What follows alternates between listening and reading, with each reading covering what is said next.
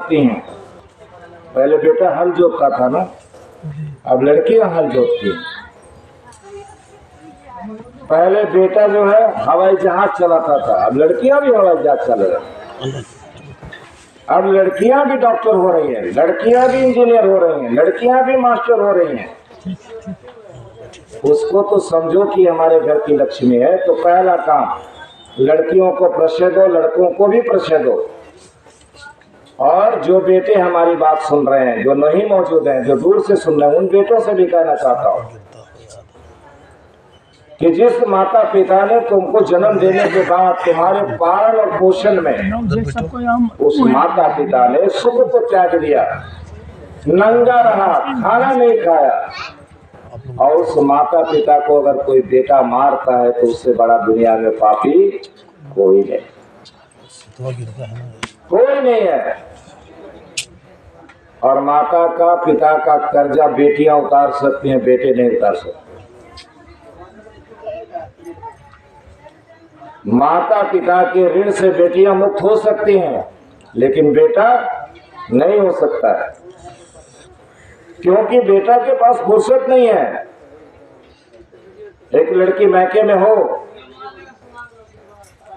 और वही ससुराल में आ गई, माता पिता की तबीयत खराब हो जाएगी और लड़की सुन लेगी तो सारा काम छोड़ के दौड़ जाएगी। कहां चल जाएगी? माता पिता के पास जाके सेवा में लग जाएगी। वो नहीं जानेगी कि माँ के पास पैसा है कि नहीं पैसा है। और वही लड़का क्या करता है, बीमार माता पिता से कहता कि तू हमारे लिए की के लो कि मैं तो सेवा करूं। बेटी ऐसा प्रश्न नहीं करेगी, बेटी सेवा करेगी। वो पूछेगी नहीं कि माता पिता के पास क्या है नहीं है। तो बेटा सुख है। स्वामी श्रीनाथ जी महाराज 300 साल पहले कहा कि अपने पोत्रे को जो मरमारे, अजन्म जन्म दुख ही पावे। जो माता पिता अपने पुत्री को गर्भ में ही मार देते हैं, जन्म जन्म तक उनको कोई बच्चा नहीं होता। क्या? इसलिए पुत्रियों को समझो।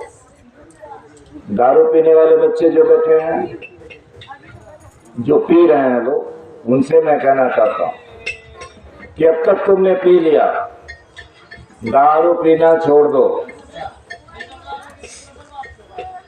नहीं तो तुम बुढ़ापा नहीं देख पाओगे। दारू पीने वाला बूढ़ा होगा? कभी नहीं होगा। दारू पीने वाला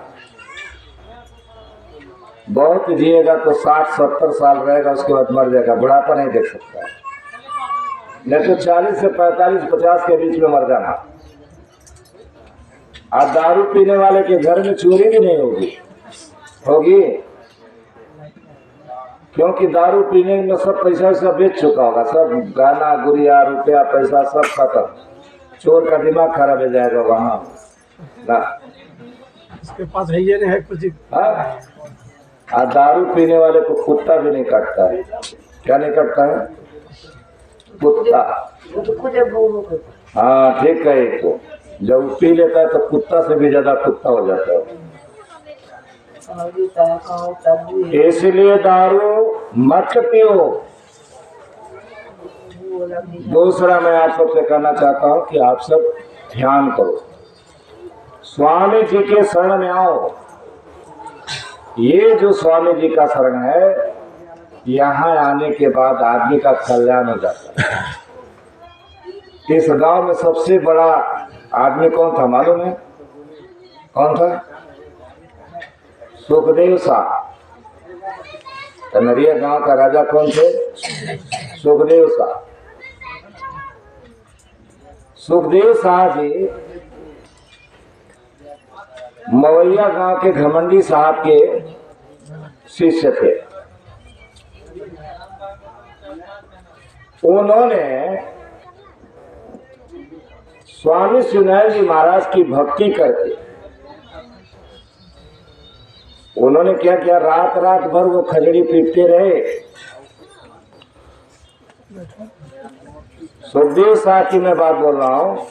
रात रात भर